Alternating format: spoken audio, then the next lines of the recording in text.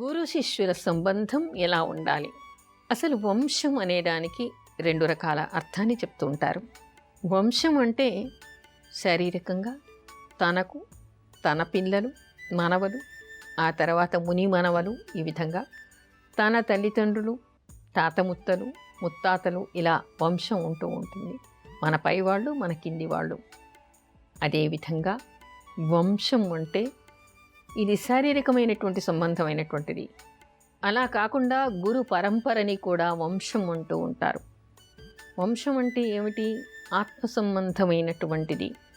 తన చదువుని, తను నేర్చుకున్న విజ్ఞానాన్ని, విద్యని, మంత్రశక్తిని ఇంకొకరికి నేర్పించటం, అలా శిష్యుణ్ణి చేసుకోవడం అంటే స్వగురు, పరమగురు, పరమేష్టి గురు, పరాత్పర గురువు అంటూ ఉంటారు. అంటే గురు పరంపరలో కూడా మనం 3 తరాల వాడిని రోజు స్మరించుకుంటూ ఉంటాం. ఆ తరువాత తన శిష్యుడు, ప్రశిష్యుడు, తన శిష్యుల పరంపర కూడా ఉంటూ ఉంటుంది. తన శిష్యులు, ఆ శిష్యులకి శిష్యులు కూడా ఉంటూ ఉంటారు. ఈ విధంగా గురు పరంపర, శిష్య పరంపర సాగుతూ ఉంటుంది. అందుకని దాన్ని కూడా వంశం అంటూ ఉంటారు. అంటే ఏమిటి? ఒక వంశం 2 రకాలుగా ఉంటుంది. ఒకటి శరీర సంబంధమైనటువంటిది, ఒకటి ఆత్మ సంబంధమైనటువంటిది. శరీర సంబంధమైనటువంటి దానిలో తన కొడుకులకి ఎలాంటి బాధ్యతలు ఉంటాయో గురువుల పట్ల తమ శిష్యులకి అలాంటి బాధ్యతలు ఉంటాయిట. శారీరక సంబంధంలో ఏంటంటే తాత ముత్తల ఆస్తులకి కూడా వీళ్ళు వారసులు. న్యాయ పోరాటం చేసి ఇళ్ళున్నాయా, పొలాలున్నాయా, డబ్బు ఉందా, బంగారం ఉందా, వస్తువులు ఉన్నాయా పంచుకుంటూ ఉంటారు. కొంతమంది వాళ్ళని చూస్తారు, కొంతమంది చూడరు. ఏది ఏమైనా వాళ్ళు చూసినా చూడకపోయినా న్యాయం ప్రకారం వాళ్ళు మాత్రం ఆస్తుల్ని తరతరాలుగా ఆస్తుల్ని అనుభవిస్తూ ఉంటారు, ఆ ఆస్తుల్ని పొందుతూ ఉంటారు.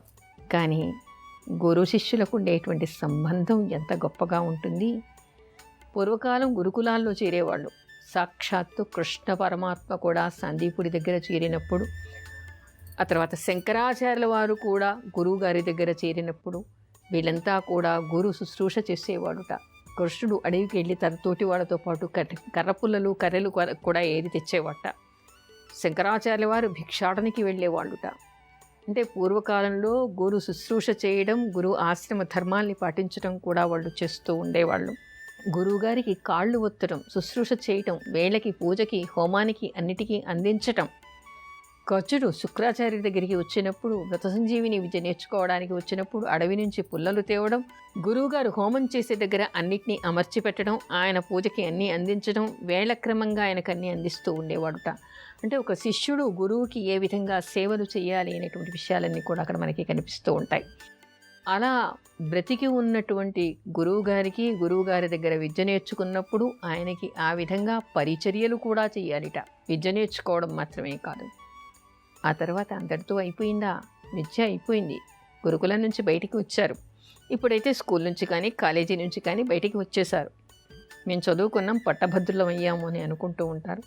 ఉద్యోగాలకు వెళ్ళిన తర్వాత మన గురువులు మనకి గుర్తుండరు, మన టీచర్ల పేర్లు కూడా మనకి గుర్తుండవు. కానీ ఆ సంబంధం ఎలాంటిది అనేటువంటిది మనకి శాస్త్రం ఏం చెప్తాం? ఆషాఢ మాసంలో గోరింటాకు ఎందుకు పెట్టుకుంటారు? బహుళ విధిలోకి వచ్చేసాం మనం. ప్రారంభంలో చెప్పుకోవాలంటే బోల్డని విషయాలు చెప్పుకోవాలి కాబట్టి ప్రారంభంలో మనం చెప్పుకోలేకపోయాం. కనీసం బహుళంలో అయినా చెప్పుకోవాలి. అయితే గోరింటాకు ఆషాఢ మాసంలో ప్రత్యేకంగా ఎందుకు పెట్టుకుంటారు, గోరింటాకు పెట్టుకోవడం వలన ఉపయోగాలు ఏమిటి అనేటువంటి విషయాన్ని కూడా ఈ రోజుల్లోని ఆధునిక యువత గుర్తించాలి. ఎందుకంటే మనకి ఆయుర్వేద పరంగా చూస్తే, సాంప్రదాయపరంగా చూస్తే కూడా గోరింటాకుకి చాలా విశేషం ఉంది. ఏం చెప్తారు? తప్పనిసరిగా గోరింటాకు ఆషాఢ మాసంలో పునిస్త్రీలంతా పెట్టుకోవాలి. పెట్టుకోవడం వలన సౌభాగ్యం ఉంటుంది. కనీసం అరికాలిలో పుట్టుమచ్చలాగా కొద్దిగైనా పెట్టుకోవాలి, ఇంకొకరికి ఇవ్వాలి, సౌభాగ్యప్రదమైనటువంటిది అని సాంప్రదాయబద్ధంగా చెప్తూ ఉంటారు. ఒక సాంప్రదాయం చెప్పారు అంటే దాని వెనుక మనకి అనేక ఉపయోగాలు కూడా ఉంటాయి. అలా చెప్తే అయినా పెట్టుకుంటారని చెప్పేసి పెట్టుకుంటూ ఉంటారు. ఒకటి ఏమిటి? గోరింటాకు మనం ఏ ఏ సందర్భాల్లో పెట్టుకుంటూ ఉంటాం? ఏదైనా ఒక శుభకార్యం వచ్చిందనగానే గోరింటాకు పెట్టేస్తూ ఉంటారు. పెళ్ళయిందంటే ఈ రోజుల్లో అయితే మెహందీ ఫంక్షన్లు చేసేస్తూ ఉన్నారు, మెహందీ పెట్టేసుకుంటూ ఉంటారు. పెళ్ళికే కాదు, మామూలుగా కూడా ప్రతి ఆషాఢ మాసంలో గోరింటాకు పెట్టుకోవాలి అంటారు. అయితే ఫ్యాషన్లకు పోయేటువంటి వాళ్ళు పెళ్ళిళ్ళకి మెహందీని మోచేతి వరకు పెట్టించుకుంటూ ఉన్నారు, కానీ ప్రతి ఆషాఢ మాసంలో గోళ్ళకి మాత్రం గోరింటాకు పెట్టించుకోవటం లేదు. అసలు దాని పేరే గోరింటాకు, అంటే గోర్లకి పెట్టుకునేటువంటి ఆకు. అయితే ఎందుకు పెట్టుకోవాలి గోర్లకి? దీనివల్ల ఏమిటి ప్రయోజనం? ఎందుకు పెట్టుకుంటారు? కాళ్ళగోళ్ళకి ఎందుకు పెట్టుకోవాలి? చేతిగోళ్ళకి ఎందుకు పెట్టుకోవాలి? ఆషాఢ మాసంలోనే ఎందుకు పెట్టుకోవాలి అంటే ఇది కేవలం ఆడవాళ్ళకే పెట్టుకోవాలని నియమం ఏం లేదు, మగవాళ్ళు కూడా పెట్టుకోవచ్చు. కొంతమంది మగవాళ్ళు పెట్టుకుంటారు కూడా. ఎందుకు అంటే దీనివల్ల ప్రయోజనం ఉంది కాబట్టి అందరూ పెట్టుకోవచ్చు. అందంగా ఉంటుంది కాబట్టి, ఒక అలంకరణగా, ఒక డిజైన్గా మనం పెట్టుకుంటే చూస్తే చేతులు కూడా అందంగా కనపడతాయి. అయితే గోళ్ళకి ఎందుకు పెట్టుకోవాలి? ఆషాఢ మాసంలోనే ఎందుకు పెట్టుకోవాలి? పూర్వకాలం అంతా కూడా గ్రామీణ ప్రాంతాల్లో అందరూ కూడా వ్యవసాయం చేస్తూ ఉండేవాళ్ళు. పాడి పంటలు బాగా ఉంటూ ఉండేవి. నీళ్లల్లో నానుతూ ఉండేవాళ్ళు. చెరువు గట్టుకెళ్ళి నీళ్లు తెచ్చుకుంటూ ఉండేవాళ్ళు. తడిలో తిరుగుతూ ఉండేవాళ్ళు. ఈ రోజుల్లోగా వంటింట్లో కూడా చెప్పులు వేసుకుని తిరిగేటువంటి సంప్రదాయం పూర్వకాలం ఉండేది కాదు. అయితే అలా తడిలో తిరగటం వలన ఏమవుతుందంటే కాళ్ళకి, అరికాళ్ళకంతా కూడా పగుళ్ళు వచ్చేయడం, గోళ్ళు పుచ్చిపోవడం, తద్వారా రోగాలు రావడం. ఏమిటంటే షుగర్ స్టార్టింగ్ స్టేజ్లో ఉందనుకోండి, అరికాలికి ఏదైనా చిన్న ముళ్ళు గుచ్చుకున్నా, ఏదైనా గుచ్చుకున్నా కూడా దాని ద్వారా మొత్తం కూడా లోపలంతా కూడా ఇన్ఫెక్షన్ వచ్చేటువంటి అవకాశం ఉంటుంది.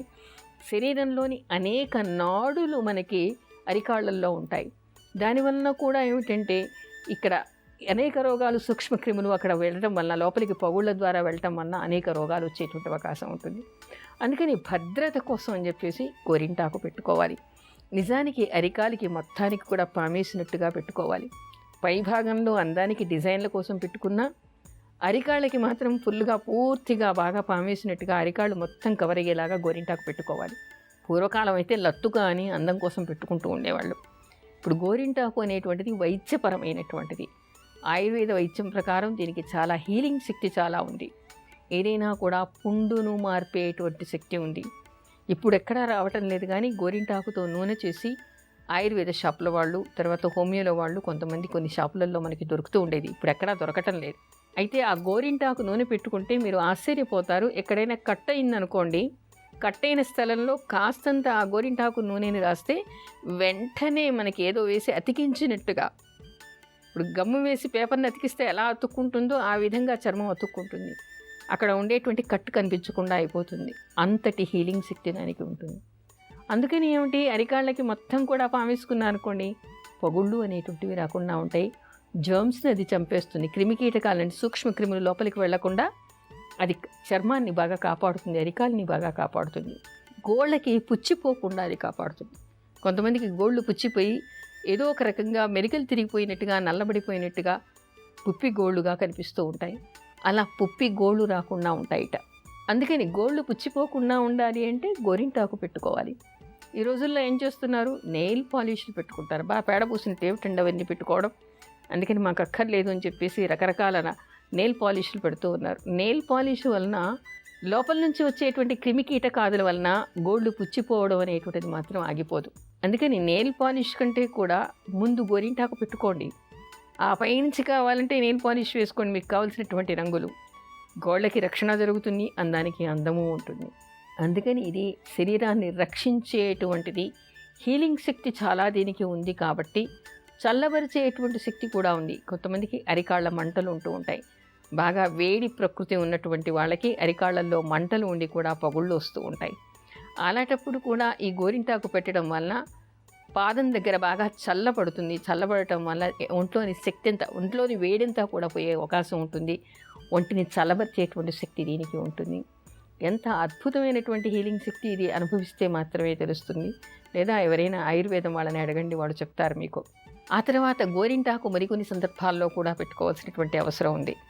పిల్లలకి అమ్మవారు అయినప్పుడు కూడా ఏమవుతుందంటే, ఒక్కోసారి శరీరంలోనే కాకుండా కళ్ళల్లో కూడా అమ్మవారు అవుతూ ఉంటుంది. కొన్ని పొక్కులు వచ్చేస్తూ ఉంటాయి. తద్వారా అంధత్వాన్ని పొందినటువంటి వాళ్ళు కూడా